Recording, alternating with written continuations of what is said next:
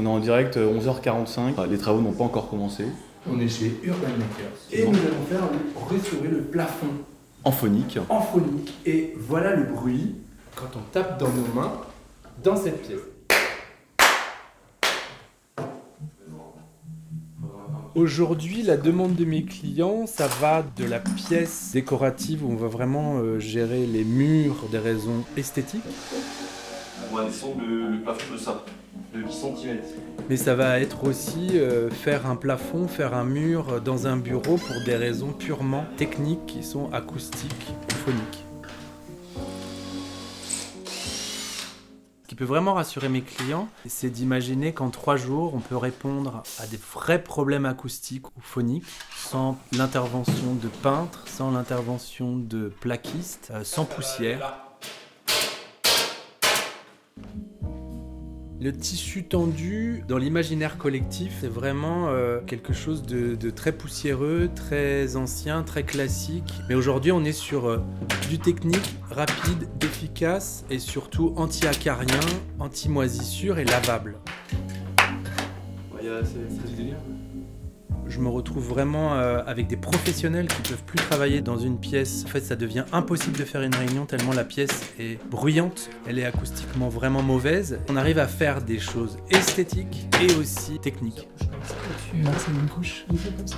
Ouais, donc ça, c'est la pétale qui paraît. Et après, la vide. Et le vide, c'est ça piège. La technique simple du tissu tendu, que ce soit au plafond ou au mur, c'est le concept de faire un vide d'air entre le tissu et le mur, piégé par le molleton qui est entre les deux. Ah oui. La technique de pose se fait en 3 phases. La première phase, c'est vraiment la pose de baguette sur la périphérie du mur ou du plafond. La deuxième phase, c'est la pose du molleton, qui est un molleton coton, dans lequel est piégé le son. Ouais, faut pas qu'il se plie là. Donc tu redéfais là. La troisième phase, c'est de poser un tissu tendu et spatulé dans les baguettes. Quand vous avez des plafonds de 5 mètres par 5 mètres, on est sur un travail physique. On intervient souvent à 2 ou 3 personnes pour faire ce travail. Quelquefois, ça peut être en hauteur sur des échafaudages, ça peut être en hauteur sur des nacelles. Mais ça fait partie de notre travail, même en grande hauteur. C'est un défaut, il faut le retendre par le milieu. Le tissu est tendu en force, en fait.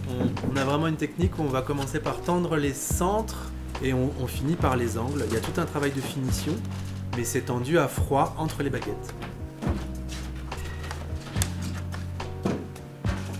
Notre pose du tissu tendu, elle s'adapte à tout type de pièce, à tout type de style. C'est-à-dire on va pouvoir travailler sur un mur en placo, mais on peut aussi travailler sur une bâtisse du 18e. Et notre intervention, elle est sur la dépose et la repose des interrupteurs, des finitions autour d'une porte, autour de simèse, mais aussi sur la dépose et la repose d'un plafonnier, d'un spot. Ça va être sur la totalité de la décoration et du technique dans une pièce.